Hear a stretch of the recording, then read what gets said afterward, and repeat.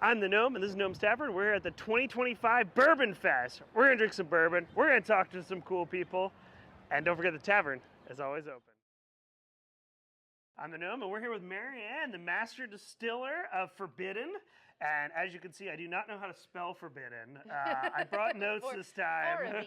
Foreign bean. Foreign bean. See, you can have that one. That one's for free. So we just did an awesome bourbon tasting, and you were talking about, first of all, about white corn and about how it's like a culinary one. Can you explain a little bit on that? Yeah, absolutely. So a lot of people don't realize this, but 90+% of yellow corn that's grown is not grown for human consumption. It's grown for animal feed, for ethanol production, for high fructose corn syrup. It's not meant for you to eat it. The opposite is true for white corn. So white corn is mostly grown for you to eat. So we consider that food grade grain instead of feed grade grain. And what kind of flavors does it add? Or why were you so obsessed with it? I think that's really the question we want to know, is why are you obsessed with the food corn and the white corn? Yeah, I think that white corn has a lot to contribute. It's just not as corny as yellow corn. And when people are looking for markers of maturity in their bourbon, they're typically looking for lower levels of those corny qualities. So with white corn, you don't get as much of that in your white dog, so it actually tastes older, even though it might be a little younger.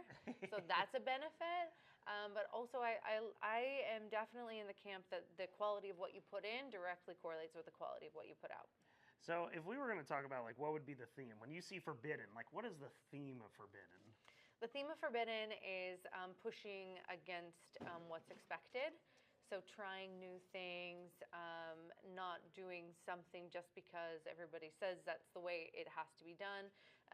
Myself in my career, I've accomplished a lot of things that people said should have been impossible. You worked all over. We're going to need a Star Wars list of your career right there. Oh, that'd be awesome. Yeah, I think even creating a product that's got a more traditional mash bill and a traditional product, but putting it in this modern package with the name that honors strides that have been made by and for women in the industry makes a statement, and that's what Forbidden is about. And so, do you mind handing me a bottle? That's why, that's the thing I always mess up on these interviews. I never have a bottle. And this is such an interesting label because, it looks like there's almost no label on here. Almost like a, have you seen our funeral or graveyard? It's almost one of those little things on there, little tags. So why did you pick this bottle? So our designer is Grammy nominated, and he created this design for us. Is it a secret who it is? His name is Dale Doyle. He's with Holotype Studio in Cincinnati, Ohio. So he actually created the album cover art for the band The National. So that's how he got Grammy nominated. But we just love bragging on him. So he created the bottle in this kind of sharp shape to make it feel forbidden. So it's got these facets. People tend to just look at it for a minute before they go to grab onto it, because you don't exactly know how it's gonna feel. That's what I'm as a bartender. I'm where would I grab? But it's nice because you can't hide this bottle. Right. You can't slide it over there. It's well, if I put it on the shelf, it's got to go up there. That's Absolutely.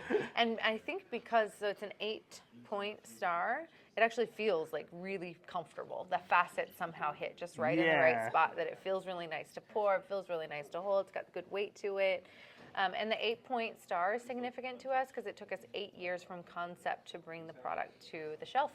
I think that's what people don't understand is it's not you distilled this in your backyard and it's quick to the presses. It's a lot of paperwork and all of that stuff. Yeah, absolutely. So you've worked with a lot of major companies, and now you're working on your own thing. What is it like to have your own, this is mine, than when you work with someone else? Because I also too distill, and it's kind of cool, I distilled this cool thing, but it's that guy's. Yeah, absolutely.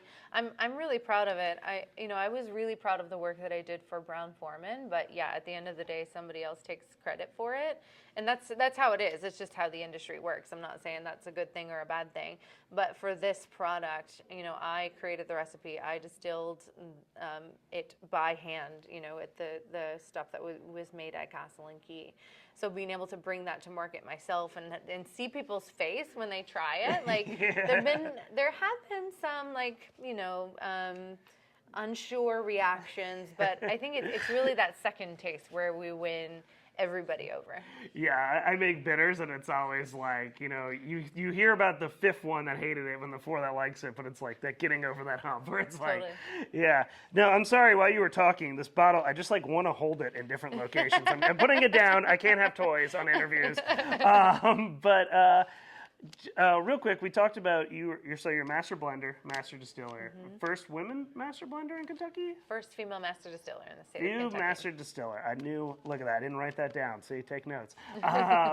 So you were talking about that when we were doing the class that in 1970 that women were not allowed to have jobs in distillery. Can you expand a little bit on that? Because that's insane to me. Yeah, I don't know when the law was written, but it was in the Kentucky state law book that women could not be hired in distilleries as anything but a cashier, a waitress, or an usher, and it wasn't repealed until 1974. That's some very pissy person that knows that a lady's better than him, and he's like, gotta chop her down. So that's. I appreciate you saying that. Yeah, I know. I've been married for 3 years. I know what to say on women's rights. So, is there anything else you want to say about the product? Anything like? What do you want people who will just see this for the first time get at it? Yeah, we talked about the food grade grain, but I think it's really important to us that people know that the product is really inspired by Southern culinary tradition. So if you had a couple notes to like always have in the back of your mind when you're tasting Forbidden, I would say butter and cream. So we want it to have that nice creamy long finish and that buttery kind of texture. So those two things for sure. I think that was a little redundant saying Southern and buttery. Yeah, exactly. Butter and cream. Butter and cream. There we go. So yeah, and that's what you really taste from the product. So make sure you guys check out, see where it's at, and thank you so much for that. It was a lot of fun. I had a lot of fun in the class. I learned. I'm taking notes, so I'm stealing your recipes. Good, so, good. Okay, yes, great. I'll have Forbidden 0.20. So it's for a bean. Trademark, yeah, for bean. There we go. I'm taking it back. You can't have it anymore. Well, thank you all so much for watching, and don't forget that the tavern is always open. Cheers. Thank you so much. Thank you. That was fun. See, just laid back.